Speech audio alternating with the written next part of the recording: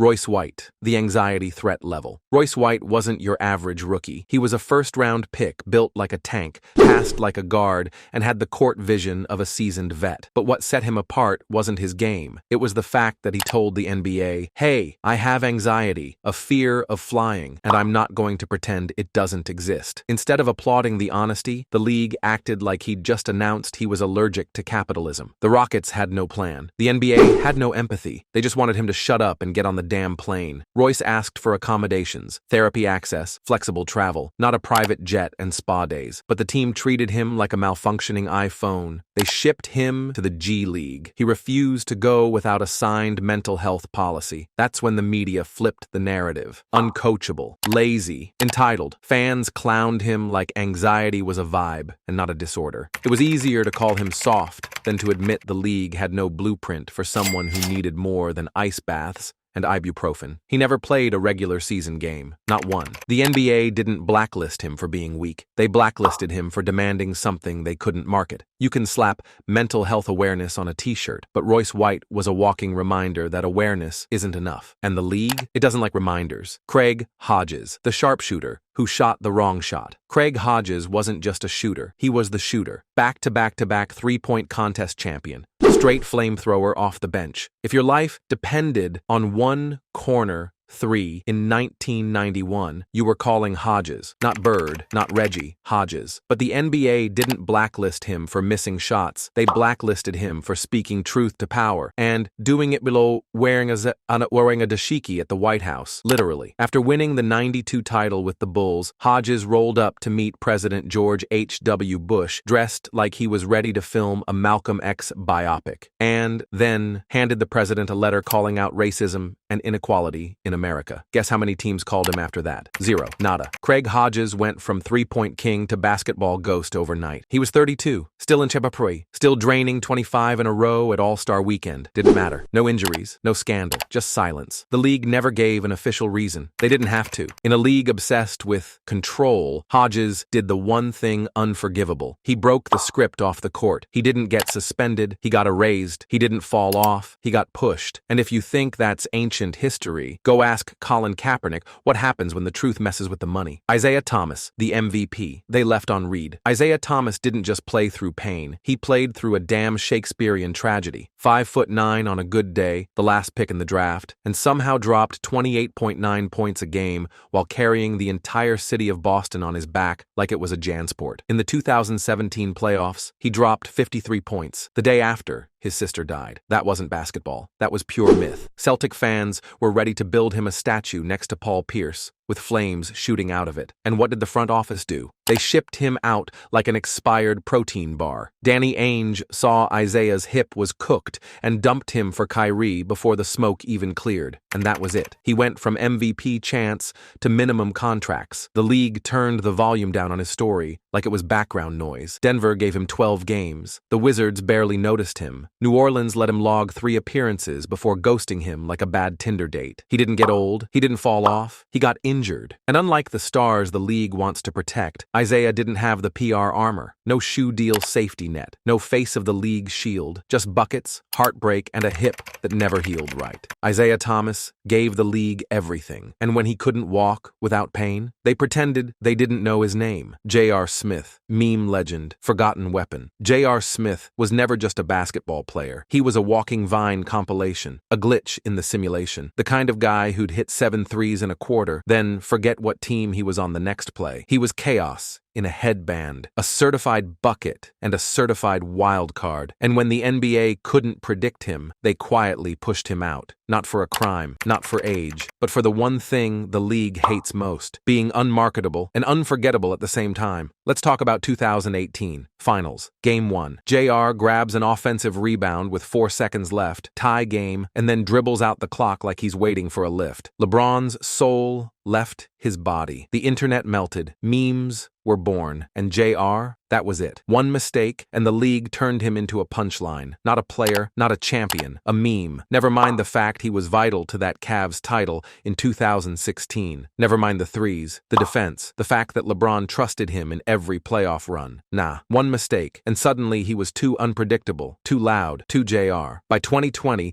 JR was out of the league, at 34. No farewell tour, no respect, just silence. He wasn't cut for the sanitized NBA. Too flawed, too real. J.R. Smith didn't age out. He memed out. And the league never forgave him for being human in high definition. Enes Freedom, too loud for Turkey, too real for the NBA. Enes Kanter wasn't blackballed for how he played. He was blackballed for refusing to shut up. And if you think that's dramatic, ask yourself how a 6'10" center who averaged a double-double off the bench suddenly became radioactive the moment he changed his last name to Freedom. This dude went from snagging 12 rebounds in 18 minutes to sitting at home, tweeting about dictators and getting 0 calls. Coincidence? Please. This is the NBA, where free speech is cool until it messes with the global merch sales. Let's rewind. Kanter publicly called out Turkey's government, got his passport revoked, had literal death threats on his head, couldn't leave the country, couldn't even travel with teams overseas. That didn't stop him. He called out LeBron for cozying up to China. He called out Nike, the NBA, and any billion-dollar entity pretending not to see human rights violations. And once that happened, poof, rotation minutes, gone, opportunities, ghosted. GMs treated him like he had a contagious virus made of activism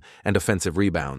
The NBA wrapped itself in stand for something slogans, but when Kanter stood too tall, the league shrank fast. Because it's one thing to speak out against safe causes, it's another to disrupt the global bag. Kanter didn't break the rules. He broke the unspoken contract. Be political, but only when we say so. Enes Freedom didn't fade out. He got muted, and the league that preaches empowerment turned the volume down to 0. Delonte West, the ghost, they let happen. Delonte West didn't vanish. He unraveled in real time while the NBA watched from the penthouse window. A tough, scrappy combo guard who could guard 3 positions and wasn't afraid of anyone, especially not when he was running with LeBron in Cleveland. But once the rumors hit, those rumors about him and a certain king's mother, his career turned into a slow-motion car crash that no one tried to stop. Whether they were true or not, didn't matter. The damage was done. His image got nuked, and the league let the fallout cook him alive. Teams stopped calling. His minutes disappeared. He bounced between rosters like a bad credit score. Injuries piled up. So did the mental health struggles, depression, bipolar disorder, substance issues. And while the NBA posted their cute little number mental health awareness campaigns,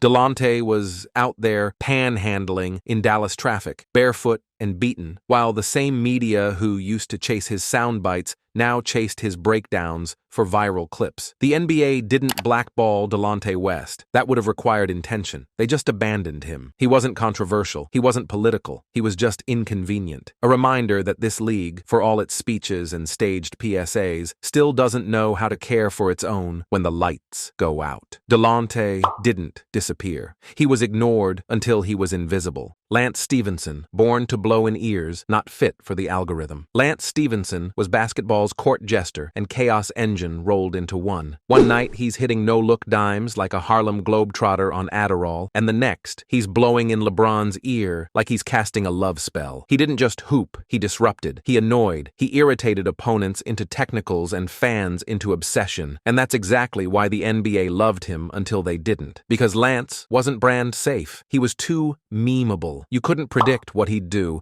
and in a league obsessed with image control, unpredictability is worse than failure. In Indiana, he was a cult legend, dropping near triple-doubles, playing with fire, and damn near starting a fist fight every other quarter. He should have been the league's Dennis Rodman 2.0, unhinged, electric, marketable if you had the guts. But the NBA doesn't do cult heroes anymore. They do polished stars with media training and clean narratives. Lance didn't fit the algorithm. He was chaos in a league allergic to variables. After peaking in 2014, his career bounced like a loose ball. Hornets, Clippers, Pelicans, back to Pacers, then off to China. No injuries, no scandals, just no invites. He'd torch the G League one week and still get overlooked by teams running out of warm bodies during COVID protocol seasons. Lance Stephenson was never washed. He was just too real for a league that started treating personality like a technical foul. He wasn't cut from the roster. He was cut from the mold. Demarcus Cousins, the big man. Nobody wanted to babysit. At his peak, Demarcus Cousins was a walking double-double with rage issues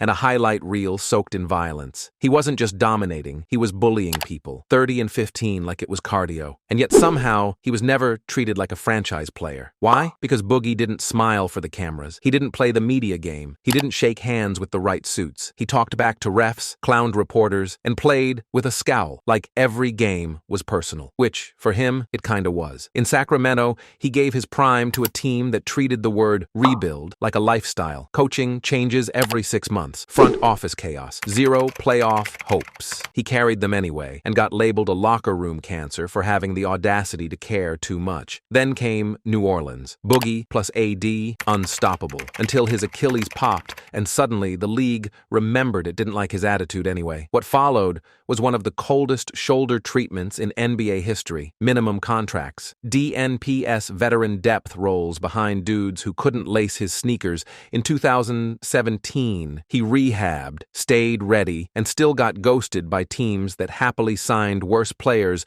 with better LinkedIn vibes. Boogie didn't get blackballed because he declined. He got blackballed because no one wanted to deal with the fire that came with the talent. He didn't stop being elite, he just stopped being polite. Tyreke Evans, Rookie of the Year to random drug test exile. Tyreke Evans came into the league like he was built in a lab for 2K my career. Rookie of the Year, 20-5-5 club, only the 4th rookie in NBA history to do it, alongside LeBron, MJ, and Oscar freaking Robertson. And then, poof, he vanished like an unsaved My Player file. Not from injuries, not from age. From a drug policy violation so vague the NBA might as well have said he failed the vibes check. In 2019, the league banned him, not suspended, banned, for violating the anti-drug program. They didn't say what substance. They didn't give a timeline, just dropped the ban hammer and went back to hyping up load management like nothing happened. 1 minute, he's dropping 19 a game for the Pacers. The next, he's a ghost. No press conference, no context, just indefinitely disqualified. You'd think a guy that talented would get a second shot, right? Nah. 2 years later, he was reinstated, and no one called, not even the Pistons during their annual sign whoever's still breathing phase. Teams signed washed vets, Euro stashes,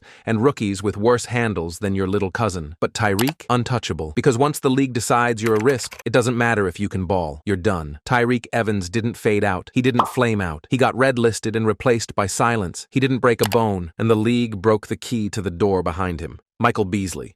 The walking bucket. No one wanted. Michael Beasley was cooked in the same microwave as Kevin Durant. Literally. Same high school. Same draft class. Same scoring instincts. Except, while KD became a generational superstar, Beasley became the NBA's favorite what-if. Not because he couldn't hoop, but because he couldn't conform. He was a walking bucket, yeah, but also a walking red flag to every GM obsessed with image over impact. This dude averaged 26 a night in college, went number 2 in the draft, and could get you 20 points in his sleep, even while high. Which, let's be real, probably happened once or twice. But every time Beasley caught rhythm, the league yanked the leash. Too immature, too spacey, too Beasley. And the NBA doesn't do spacey unless you're pretending to like crypto. He bounced through 7 teams in 11 years, not because he wasn't productive. He was. Even in his last real NBA season, he was putting up efficient points off the bench. But teams didn't want buckets. They wanted behavior reports. They wanted press conference approved role players who'd show up, clock in, shut up, and never accidentally wear mismatched shoes on the court, like Beasley did twice. Michael Beasley was never a bust. He was a reminder. Talent alone doesn't buy you time. Not in this league. You can outscore half the roster and still be exiled for being unpredictable. He didn't stop being useful. The NBA just stopped pretending it cared.